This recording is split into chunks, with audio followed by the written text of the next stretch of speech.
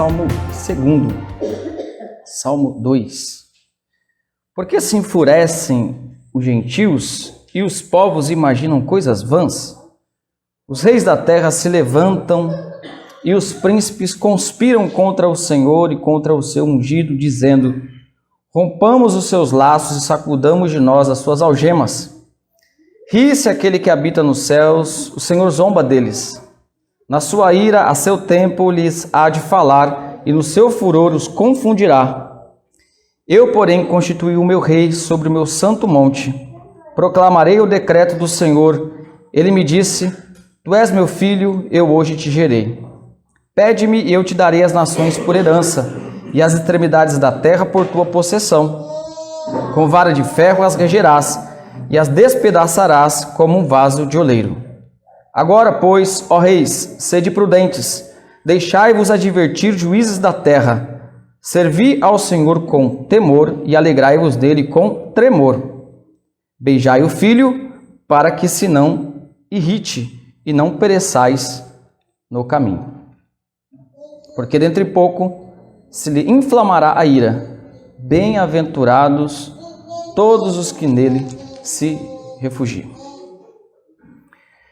Irmãos, uma das figuras mais enigmáticas da Escritura é a famosa estátua do sonho de Nabucodonosor. Os irmãos se lembram da estátua do sonho de Nabucodonosor? E cada uma das partes daquela estátua representa um grande império que passaria por essa terra. A cabeça de ouro representava o Império Babilônico.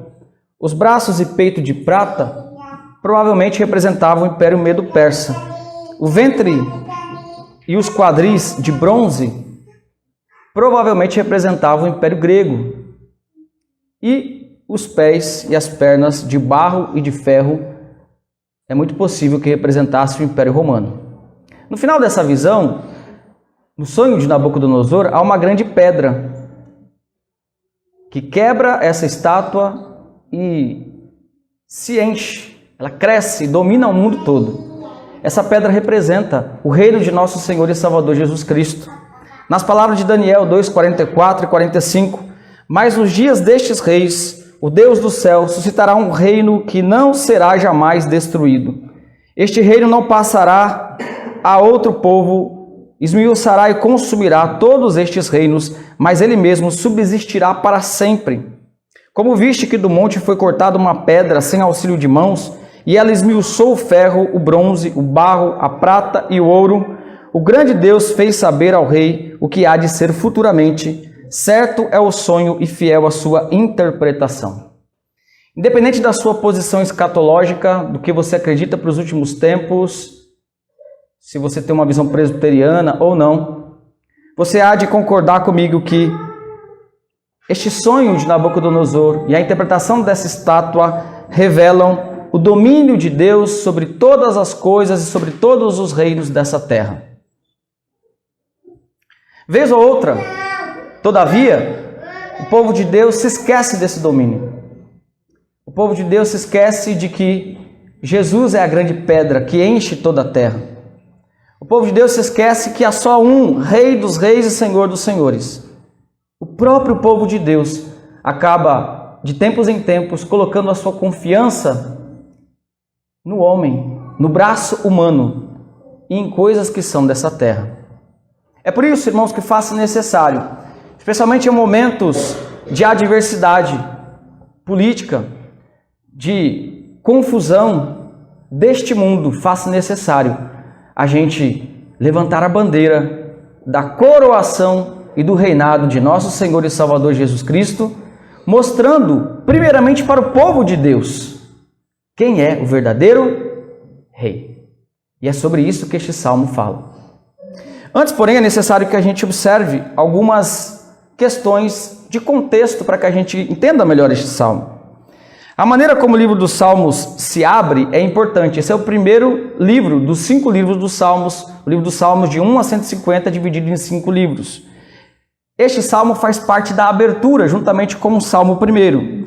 Os 2 primeiros salmos não são orações. Você já reparou nisso?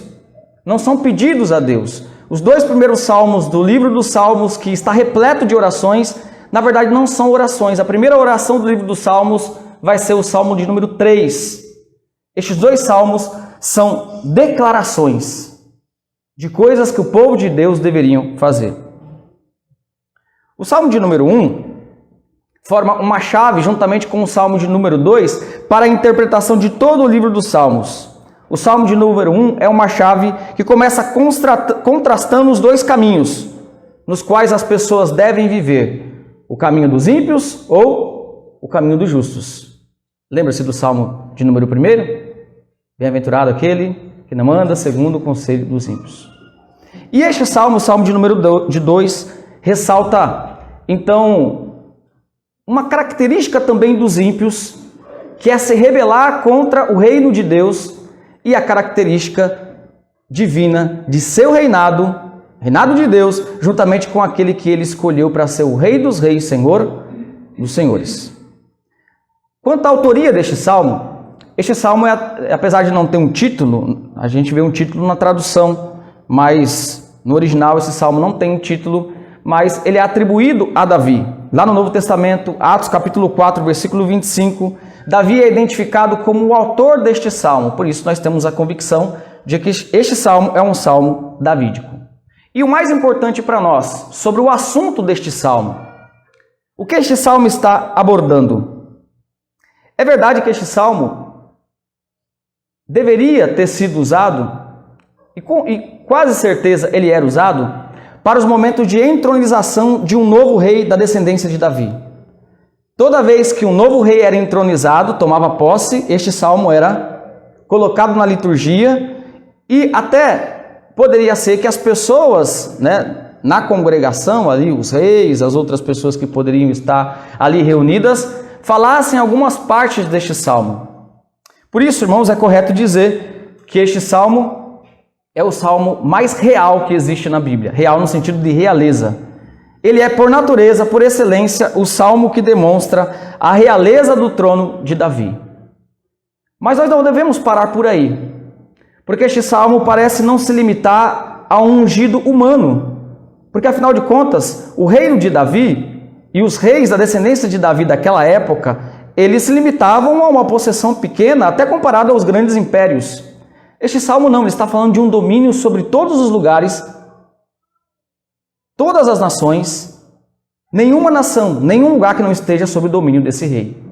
Por isso, é quase impossível lermos este salmo e não lembrarmos de uma pessoa específica, a pessoa de nosso Senhor e Salvador, Jesus Cristo, o verdadeiro Messias da igreja, Messias do povo de Deus. E sobre isso então que nós vamos falar. E o nosso tema hoje é Cristo reina. Você acredita que Cristo reina? Você acredita que Cristo reina? Sim? Ele reina sobre todas as coisas? Nós vamos ver algumas características sobre isso neste salmo, segundo a permissão de nosso Deus. Primeiro ponto que eu quero levantar com os irmãos, este salmo ele tem 4 divisões muito claras. Eu já disse para os irmãos que o texto hebraico é muito mais fácil de dividir do que o Novo Testamento, embora seja mais difícil de interpretar. E quando se trata de um texto poético, é mais fácil ainda. É só você pensar na língua portuguesa, o que é mais fácil de fazer divisões? Um poema ou um texto em prosa, corrido? O poema é mais fácil de dividir, porque ele já tem as suas divisões caracterizadas ali. Este salmo tem 4 divisões muito claras. E por isso que eu vou usar essas 4 divisões para falar sobre o reinado de Jesus Cristo. E a primeira coisa que eu quero compartilhar com os irmãos é que Cristo reina, e aí nós entramos na primeira divisão, apesar da rebeldia do mundo.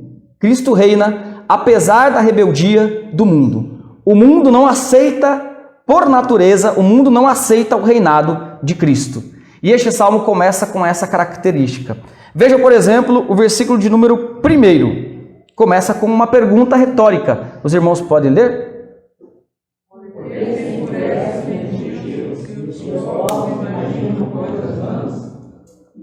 Uma pergunta retórica aqui que expressa a surpresa do próprio salmista. Veja que o eu poético do salmista está falando este salmo e várias pessoas vão aparecer falando também dentro deste salmo. Os ímpios, o Messias, o próprio Deus e o próprio salmista. Então nós temos várias pessoas dentro deste salmo. Este salmo começa então com o salmista fazendo uma pergunta retórica, que demonstra uma surpresa. Qual a surpresa? Diante da rejeição dos ímpios. Por que se enfurecem os gentios? Como que eles têm a ousadia de fazer isso? Por que os povos imaginam coisas vãs? O que são essas coisas vãs? É não aceitar o poderio de Deus e do seu ungido. A perplexidade do salmista diante de uma coisa que seria óbvia para o povo de Deus. Aceitar o domínio de Deus e do seu Cristo, do seu Messias. Nós vamos então para o versículo 2, que diz o seguinte: os reis da terra se levantam e os príncipes, olha essa palavra, conspiram contra o Senhor, contra Yahvé e contra o seu ungido. Aqui nós vemos a primeira característica deste rei instituído por Yahvé. A primeira característica nos mostra que ele era ungido. Daí a palavra Messias, daí a palavra grega Cristo. Este rei é ungido, este rei é o Cristo. E aquele que era ungido no Antigo Testamento, ele fazia parte de uma alta categoria, mas ele também recebia autoridade para exercer a sua função. Portanto, quando o texto diz que o Senhor reina junto com o seu ungido, está dizendo que esse ungido tem autoridade, que esse ungido foi escolhido por Deus, e os reis da terra, o mundo conspira. Em outra tradução, ou no versículo anterior, onde a mesma palavra é traduzida como medita dia e noite, se referindo ao justo, usando essa mesma palavra. Conspira, no Salmo 1, medita. Ou seja, eles ficam arquitetando, pensando como eles poderiam acabar com o reino de Deus e do seu ungido. No Novo Testamento, o apóstolo vai aplicar em Atos, capítulo 4, versículo 25 a 28, este texto relacionado a Jesus, quando Herodes, Pilatos e o Império Romano conspiraram contra Jesus. Olha a aplicação do apóstolo Paulo. Atos 4, 25 e 28, ele cita este salmo. Diz o seguinte: disseste por intermédio do Espírito Santo por boca de Davi, nosso pai. Davi, então, o autor deste salmo. Por que se enfureceram os gentios e os povos imaginaram coisas vãs? Aí ele faz a aplicação à sua época. Levantaram-se os reis da terra e as autoridades ajuntaram-se a uma contra o Senhor e contra o seu ungido, porque verdadeiramente se ajuntaram nessa cidade contra o teu santo servo Jesus, o qual ungiste, quer dizer, o Messias, o Cristo. Quem se ajuntou? Herodes e Pôncio Pilatos com os gentios e gente de Israel, para fazerem tudo o que a tua mão e o teu propósito predeterminaram. Portanto, o apóstolo faz uma aplicação dizendo que esse texto aqui está falando de Jesus e especificamente ele faz aplicação para um momento. Essa é uma das aplicações desse texto. A aplicação geral desse texto é que o mundo conspira, seus demônios, Satanás, o mundo, os filhos do diabo conspiram contra Jesus Cristo, contra o reinado de Jesus Cristo. E o que eles dizem? Este salmo retrata a frase deles, representada, o pensamento deles representado nesta frase do versículo 3. O que eles dizem? Versículo 3, podem ler?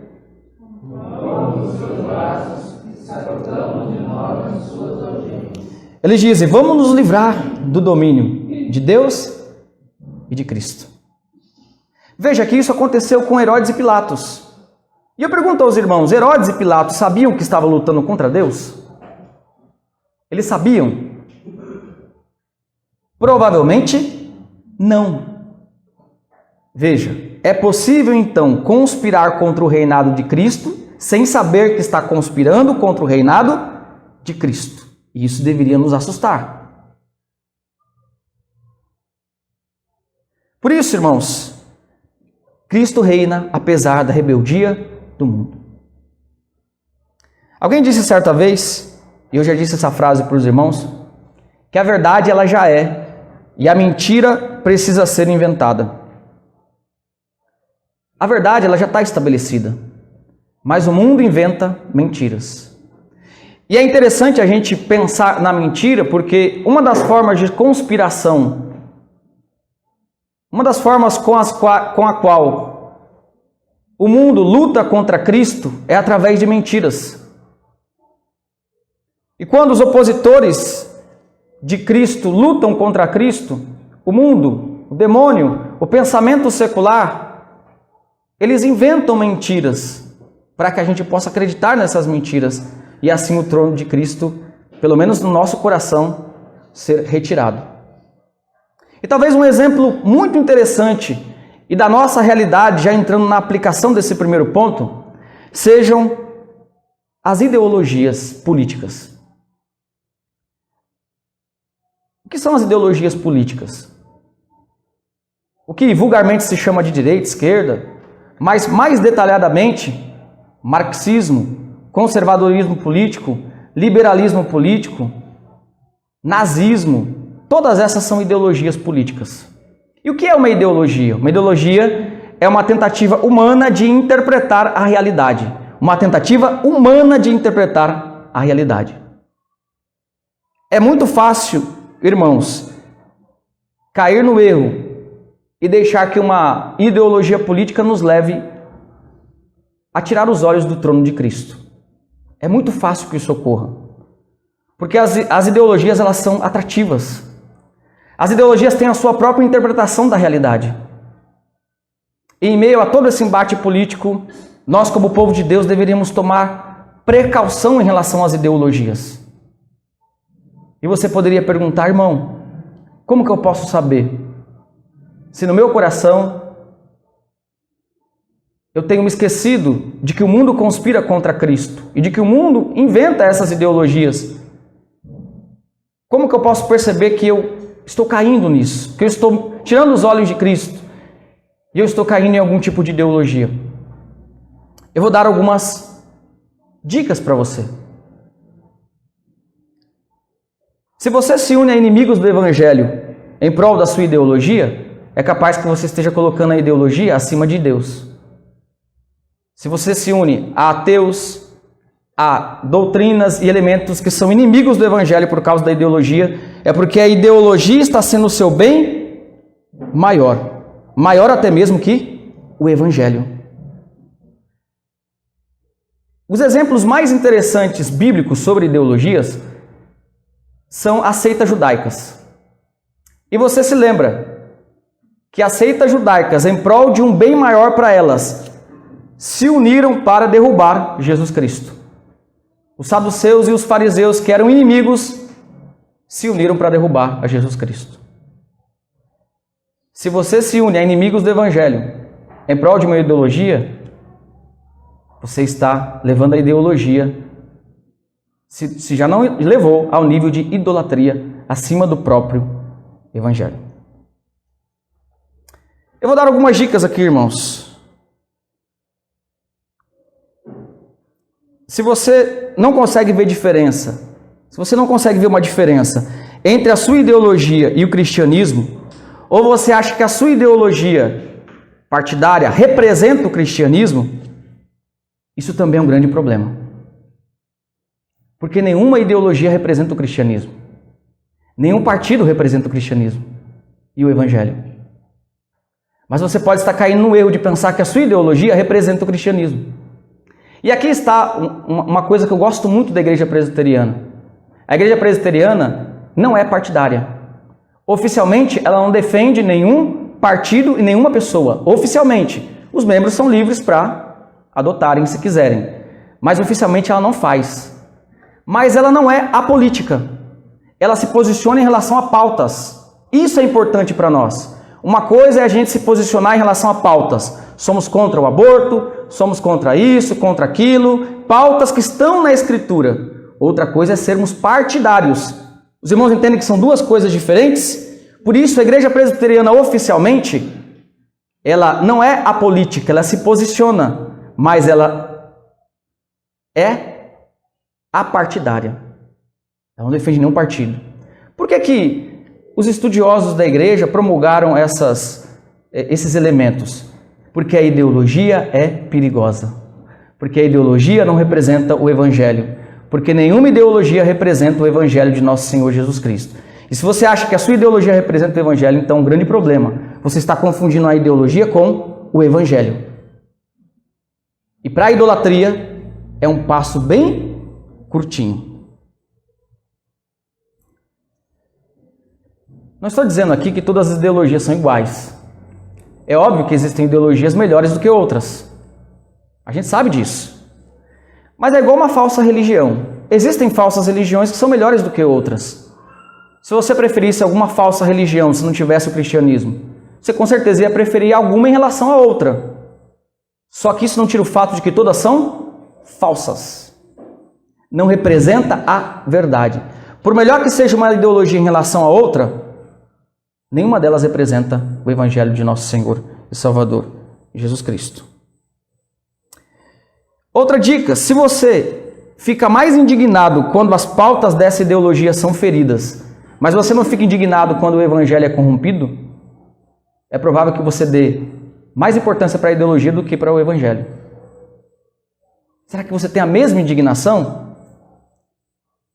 Quando o Evangelho é distorcido por igrejas, quando heresias são pregadas, será que você tem a mesma indignação de quando a sua ideologia, sua pauta ideológica é ferida? Essa é uma maneira de avaliar também. Você gasta mais tempo tentando ganhar pessoas para a sua ideologia do que pessoas para o Evangelho? É outra maneira de avaliar. Se você compartilha mais coisas relacionadas à sua ideologia do que procura convencer as pessoas a respeito do seu pecado e Evangelho de Cristo, talvez você esteja dando mais importância a uma ideologia do que ao Evangelho de Cristo, nosso Senhor. Você não consegue ver os defeitos da pessoa que representa a sua ideologia? Porque as ideologias centralizam pessoas. O Evangelho centraliza quem? As ideologias centralizam pessoas. Toda ideologia, toda e qualquer. Não importa o lado. As ideologias centralizam pessoas. O Evangelho centraliza Cristo. Você consegue enxergar os defeitos das pessoas que representam a sua ideologia? Algumas pessoas não conseguem enxergar. Isso está demonstrando que a ideologia faz muito bem uma coisa: cegar as pessoas. Diferente do Evangelho. O Evangelho ilumina a mente das pessoas. Isso é tão perigoso, irmãos. Claro, guardadas as devidas proporções. Isso é tão perigoso que na Segunda Guerra Mundial, muitos apoiaram, muitos pastores, muitos membros de igrejas evangélicas e católicas apoiaram Hitler. Já parou para pensar que absurdo? Porque o nazismo é uma ideologia. É claro que o nazismo é uma ideologia mais complexa, que envolve elementos até mesmo de outras ideologias, elementos filosóficos, mas o nazismo não representa a verdade. E pessoas apoiaram aquilo que ele estava fazendo. Você acha difícil uma ideologia cegar a gente? Não é difícil. Então, olhemos para o passado e vamos perceber como as pessoas se cegaram em relação às ideologias. Você tem esperança de que a destruição do mal no Brasil depende da aceitação da sua ideologia ou da pessoa que você representa, que a ideologia representa? Se você entende que o mal virá para o Brasil e isso depende da sua ideologia estar no poder ou não, você está próximo da idolatria ideológica. Porque quem controla o mal, irmãos, é Deus. Deus controla o mal.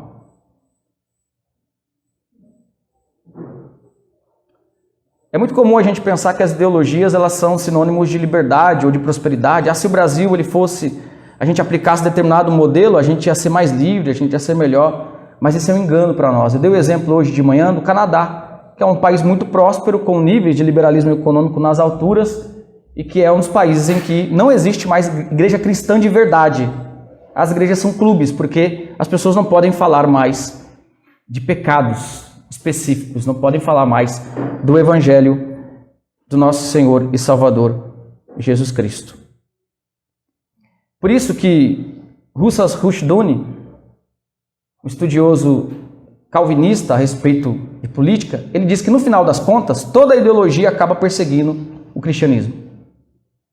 Algumas acabam usando o cristianismo ou uma linguagem cristã para se promover a própria ideologia, os próprios ideólogos, mas no final das contas, o próprio cristianismo é afetado. E isso está acontecendo em muitos países. Um teste interessante também. Você acha que um bom cristão é aquele que abraça a sua ideologia? Mesmo se a pessoa não lê a Bíblia, não faz parte de uma igreja, mas você acha que a pessoa ele é um bom cristão? Se ele está abraçando a sua ideologia, isso significa que você está confundindo ideologia com evangelho. Ou até mesmo algumas pessoas que pensam assim: eu sou um bom cristão, eu não leio, não oro, não vou a uma igreja, mas eu sou um bom cristão porque eu abraço determinada ideologia que se parece com o cristianismo. Você está confundindo a ideologia com o cristianismo. Todos esses exemplos aqui, irmãos, nos mostram que é muito fácil a gente cair na idolatria ideológica. E é muito fácil a gente cometer o mesmo erro que a gente diversas vezes na igreja fala. O erro lá no primeiro século dos judeus que rejeitaram a Jesus Cristo porque queriam um Messias que operasse materialmente o governo civil. Eles rejeitaram a Cristo porque eles não se contentavam com o reinado espiritual, eles queriam um reinado que mudasse, que revolucionasse o mundo político. Esse erro aconteceu lá no passado e esse erro continua acontecendo. Primeiro ponto, então, esse ponto é o ponto mais demorado, tá? Depois os outros são mais curtinhos. Primeiro ponto sobre o reinado de Cristo. O mundo conspira contra o reinado de Cristo. E não pense que essa conspiração é fácil de identificar, às vezes ela é sutil. Às vezes nós confundimos o próprio cristianismo com algumas ideologias. Tem gente que confunde de ambas ideologias aí mais conhecidas. Tem gente que se diz cristão e é ideólogo de determinada ideologia, ele pensa que aquilo ali é o cristianismo e não é. Marxismo não é cristianismo, nem evangelho.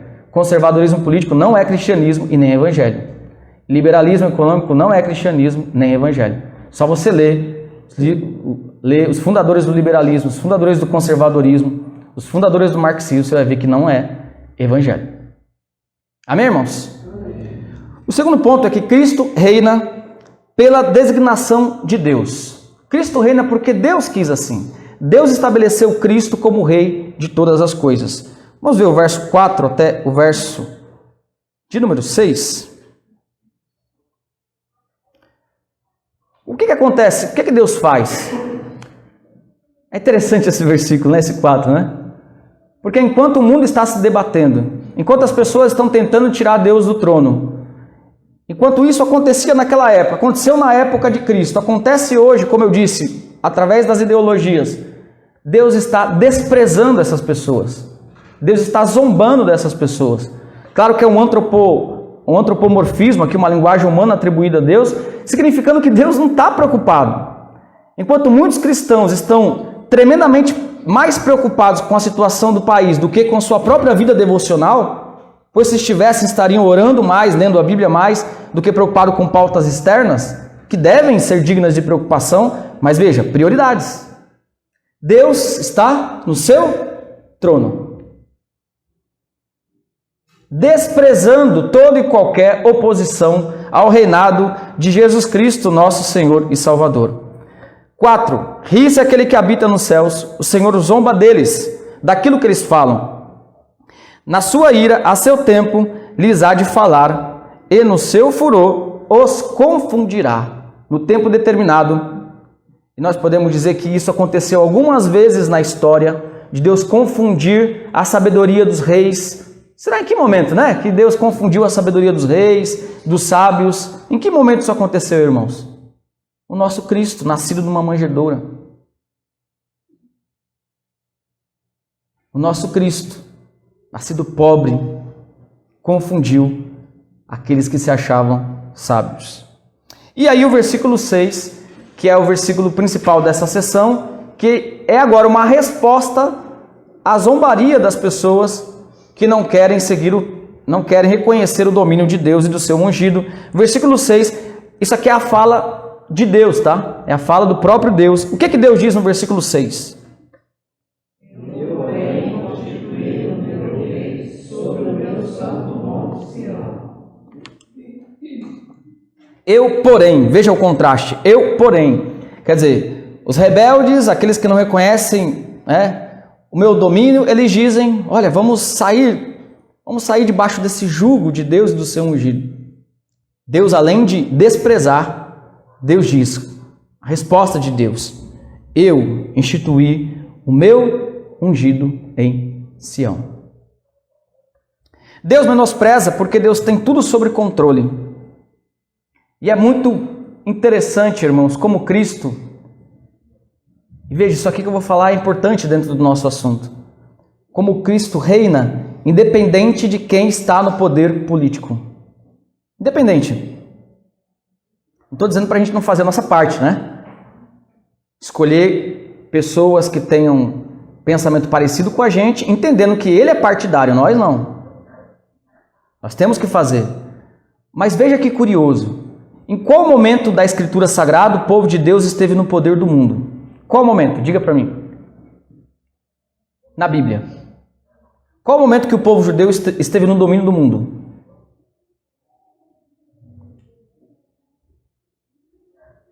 Nunca. E Deus estava no domínio? Sim. Por isso, irmãos amados, Deus não depende de que as pessoas que nós pensamos ou queremos estejam no domínio para que Ele esteja no domínio. Para que Ele expurgue o mal. Deus não depende de uma pessoa, de uma figura, para que Ele expurgue o mal, para que Ele faça a sua vontade. E o povo de Deus sempre entendeu isso. Eles sempre entenderam, os fiéis a Deus.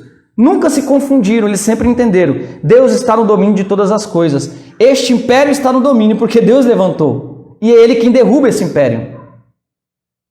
Na época de Moisés, Israel não dominava o mundo. Quem dominava o mundo em termos de império era o Egito. Pessoas ímpias, pagãs.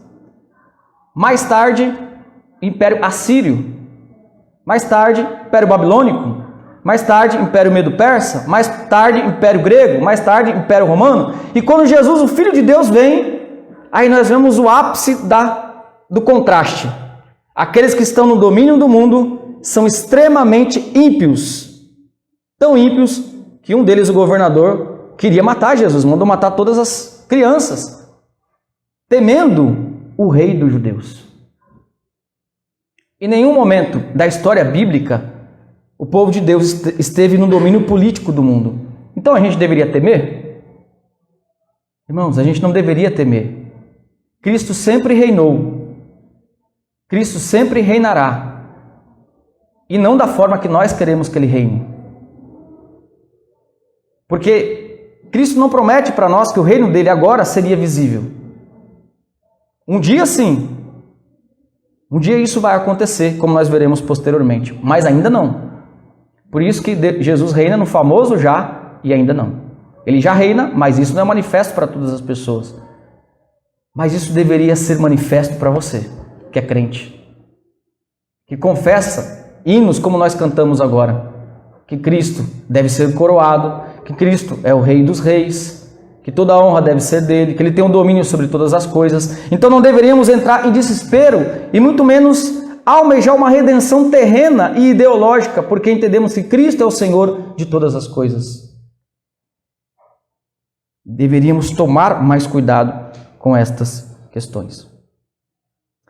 Paulo, 1 Coríntios 1:20, ele diz que o próprio Evangelho é uma forma de Deus zombar dos líderes do mundo. O próprio Evangelho cumpre, a vinda do Evangelho de Cristo cumpre o texto que nós lemos, que Deus zomba, que Deus despreza os reis da terra, o mundo que se levanta contra ele. Quando Paulo diz o seguinte, 1 Coríntios 1:20, onde está o sábio, onde está o escriba, onde está o inquiridor, aquele que gosta, o estudioso, aquele que gosta de debater, porventura não tornou Deus louca a sabedoria do mundo? Através do Evangelho de nosso Senhor e Salvador Jesus Cristo.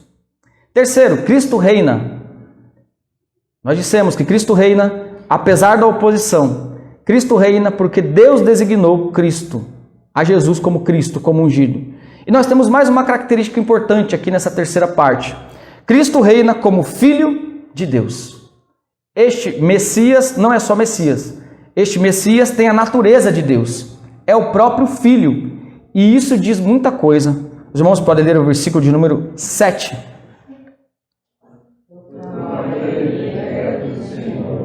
Ele me disse, tu és meu filho, e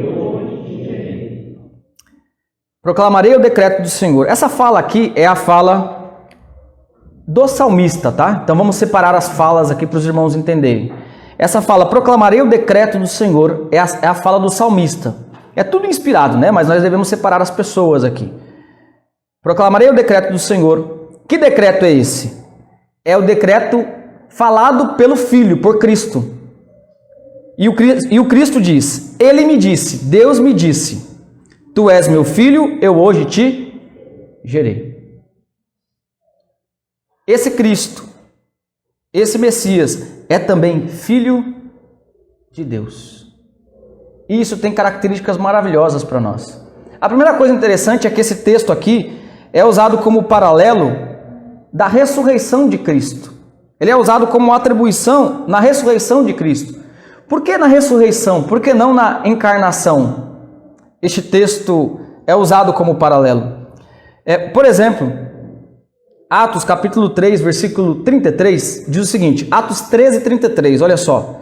Como Deus a cumpriu plenamente a nós, seus filhos, ressuscitando a Jesus, ressurreição, né? Ressuscitando a Jesus, como também está escrito no Salmo 2, Tu és meu filho, eu hoje te gerei. Ele está fazendo uma associação entre a ressurreição e esse momento aqui, Tu és meu filho, eu hoje te gerei. Romanos 1,4, veja só. E foi designado Filho de Deus com poder, segundo o Espírito de Santidade, pela ressurreição dos mortos, a saber, Jesus Cristo, nosso Senhor. Porque a própria Bíblia faz um paralelo entre essa característica do Rei de Deus, que é filho dele, com Jesus e com a ressurreição de Jesus. Por que não com a encarnação de Cristo? Por que não com a cruz de Cristo? Porque Jesus passou por alguns estágios. E a encarnação e crucificação e morte é o estágio de humilhação. E qual é o primeiro estágio de exaltação? A ressurreição. Então a ressurreição é o momento de coroação. É por isso que na sua ressurreição Jesus diz, todo poder é me dado nos céus e na terra. É o momento então que se cumpre isso. É o momento que, como numa liturgia que era feita no Antigo Testamento, Cristo é entronizado. Ele já era rei, mas ele estava no seu estado de humilhação. Agora todo o poder nos céus e da terra é dado a Jesus Cristo, e isso é manifesto. Por isso, aí se cumpre, Tu és meu filho, eu hoje te gerei. O autor aos Hebreus vai citar este mesmo versículo para falar da superioridade de Cristo em relação aos anjos. Ele diz, os anjos são importantes, mas Cristo é filho. E ele vai dizer o seguinte, Hebreus 1,5, pois a qual dos anjos disse jamais, Tu és meu filho, eu hoje te gerei, e outra vez eu lhe serei por pai e ele me será por filho. Portanto, a característica de filho aponta também para a ressurreição de nosso Senhor Jesus Cristo. Versículo 8 continua essa sessão. Diz o seguinte, pede-me e eu te darei as nações por herança, e as extremidades da terra por tua possessão. Deus ainda está falando com o seu ungido. E versículo 9, os irmãos podem ler?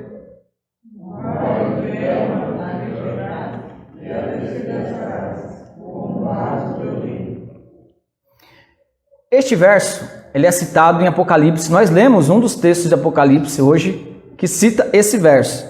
Ele é citado 3 vezes em Apocalipse. Apocalipse 2, 27, 2, 5 e 19, 15. Mostrando que Cristo iria subjugar as nações com o seu poder. E existem várias formas de subjugar. E eu diria o seguinte, irmãos. Jesus exerce o seu poder, o seu domínio, e nós aprendemos até com os nossos catecismos, né? Que Jesus tem 3 ofícios: rei, sacerdote e profeta. E como rei, Jesus subjuga as pessoas. Ele domina sobre todas as coisas.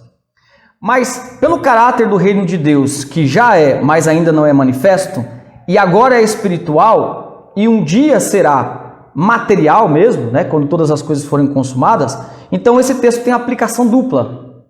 Esse texto já começa a ser aplicado e Jesus já está subjugando as pessoas. Você quer ver um exemplo interessante disso? Estou dizendo primeiramente espiritualmente, né? Olha só, 2 Coríntios 10, 4. Porque as armas da nossa guerra não são carnais, e sim poderosas em Deus para destruir fortalezas, anulando mentiras. Ideologia é uma mentira? Sim, né? E toda altivez que se levante contra o conhecimento de Deus, levando cativo todo pensamento à obediência de Cristo. Maravilha, né? É por isso que um reformador disse que a palavra de Deus é o cetro pelo qual Cristo governa o mundo. Cristo, mais do que qualquer pessoa, pode pegar um coração e subjugar o coração e fazer com que a pessoa entenda a sua verdade, humilhar este coração. E o que é mais difícil, irmãos? Convencer um coração ou convencer um país? Não se convence um coração com armas. Não se convence um coração com espada. O milagre para que o coração seja convencido é um milagre semelhante à criação do mundo. É um poder tremendo. E Cristo faz isso. Ele subjuga a alma, o coração, alcançando os seus eleitos, fazendo com que eles reconheçam que só há um rei que está acima de todos os reis, um Senhor que está acima de todos os senhores. Todavia, vai chegar um momento em que tudo isso será manifesto. E aí o que não vemos agora, mas acreditamos pela fé, mas já sentimos porque fomos subjugados. Nós um dia presenciaremos Jesus entre as nações, separando as suas ovelhas das outras pessoas. E aí não haverá mais oportunidade para as pessoas reconhecerem o seu reino. Este ponto pode ser aplicado ao nosso coração da seguinte maneira. A nossa esperança, irmãos, está no decreto de Deus. Qual o decreto? Este é o meu filho. Toda a terra é dele. Se ele é filho de Deus, ele é dono de tudo aquilo que Deus também é dono. E ele rege, pastoreia, domina todas as coisas. Portanto, a esperança do povo de Deus deve ser essa. A esperança do povo de Deus, maior, não pode estar em outra coisa. Não pode estar em um governo humano. Lembre-se, repito, no primeiro século, os judeus rejeitaram a Jesus porque eles confiaram numa possibilidade de governo humano. Eles menosprezaram a Cristo porque Cristo não era alguém que iria mudar materialmente o mundo. Pelo menos naquele momento. Por uma influência, sim, isso aconteceria depois, mas esse não foi o objetivo primário de Cristo. E a última parte deste salmo, não menos importante, nos mostra que Cristo reina convocando todos a aceitarem o seu domínio. Cristo, então, convoca todas as pessoas da terra a se submeterem a Ele. E nessa convocação, Cristo faz uma advertência para aqueles que rejeitam e trata também de algumas bênçãos para aqueles que aceitam o seu domínio. Vamos ler? Versículo de número 10. Os irmãos podem ler?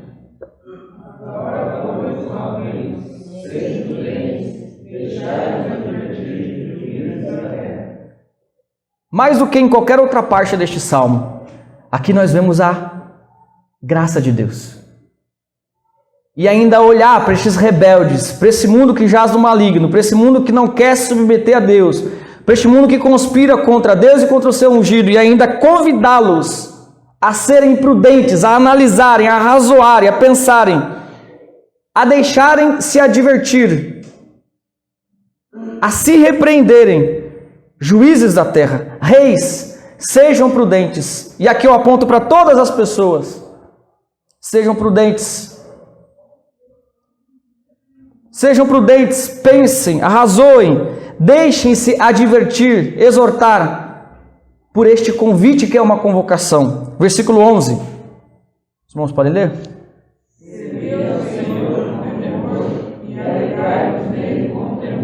Sirvam a Cristo e se alegrem em Cristo. E aqui nós temos no versículo 2 um texto que é bem complicado a tradução dele, mas nós vamos ficar com essa tradução aqui da nossa Bíblia. Versículo 12, nós temos mais uma característica importante desse convite. Os irmãos podem ler, por favor? Deixai o filho para que não seguinte, e não pereçais no caminho, porque dentre pouco se levantará a ira. Bem-aventurados todos que neles se refugiam. E este texto, não em português, mas no texto hebraico, a palavra bem-aventurado é a última palavra do Salmo. Não por coincidência, a primeira palavra do Salmo 1 é bem-aventurado e a última palavra do Salmo 2 é bem-aventurado, mostrando a conexão entre estes salmos. Feliz, abençoado, é aquele que se humilha diante do poderio de Cristo. Todos aqui são convocados a reconhecer o Filho como Rei e ser verdadeiramente felizes.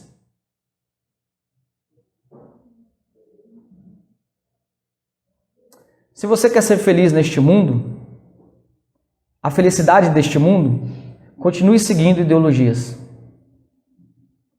Continue tendo esperança em pessoas das quais Deus diz: não confie no braço do ser humano. Mas se você quer ser verdadeiramente feliz, se submeta ao domínio de Cristo.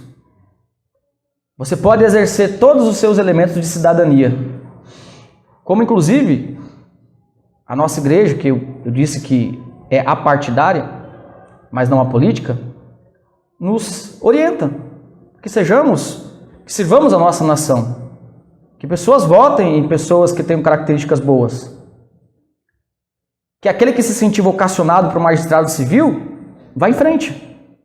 Só que lembre-se, ideologias são visões de mundo, e para nós só existe uma visão de mundo, que é a cosmovisão cristã, a palavra de Deus. O resto só traz frustração. O resto só faz com que você olhe para trás e se arrependa de algumas coisas que você falou, de coisas que você fez. Que você olhe para trás e para a história da igreja e veja como a igreja tratou algumas questões, e isso de forma vergonhosa. Porque algumas vezes a igreja, não digo a igreja como instituição, às vezes sim até, mas as pessoas, os crentes, confundiram ideologia com cristianismo. O evangelho está acima de tudo isso. No Novo Testamento nós temos também um convite bem conhecido, em outras palavras, semelhante a esse convite aqui do verso 10 até o verso 12, mas outras palavras. O próprio Jesus diz em Mateus 11, 28, o convite que vocês conhecem bem: vinde a mim, todos vós que estáis cansados e sobrecarregados, e eu vos aliviarei. Por isso eu pergunto para os irmãos: Cristo reina? Então nós devemos agir como se Cristo reinasse. Não agir como se o mundo não tivesse dono, não tivesse domínio, como se o mundo dependesse de ações humanas. Mas vamos viver a nossa vida. O povo de Deus sempre viveu sob regimes, como eu disse, que não são regimes cristãos. Poucas vezes isso aconteceu na história. Um dos momentos de grande privilégio foi Genebra, que Calvino, Deus deu a graça para Calvino de não era um político, não era um estadista, mas um pastor de igreja que era consultado pelo governo de Genebra. E Calvino não tinha compromisso com ideologias, até porque as ideologias modernas não tinham nascido ainda. Mas ele não tinha compromisso com essas visões pequenas de mundo. Ele tinha um compromisso com o evangelho.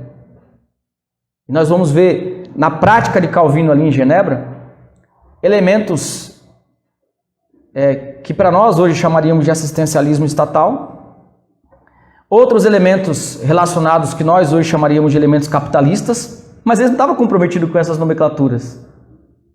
Mesmo se existissem essas nomenclaturas na época, ele estava comprometido com o Evangelho de Cristo. E um dos calvinistas lá na frente, Abraham Kuyper, e eu vou fechar essa mensagem com essa frase de Abraham Kuyper, que, veja só, foi um pastor de igreja e depois se tornou primeiro-ministro da Holanda. E ele diz o seguinte, acho que vocês conhecem, essa citação: não há 1 centímetro quadrado deste mundo do qual Cristo não possa dizer, é meu. Vamos repetir? E assim a gente finaliza? Não há nenhum centímetro quadrado deste mundo do qual Cristo não possa dizer, é meu. Tudo é dele. Cristo reina.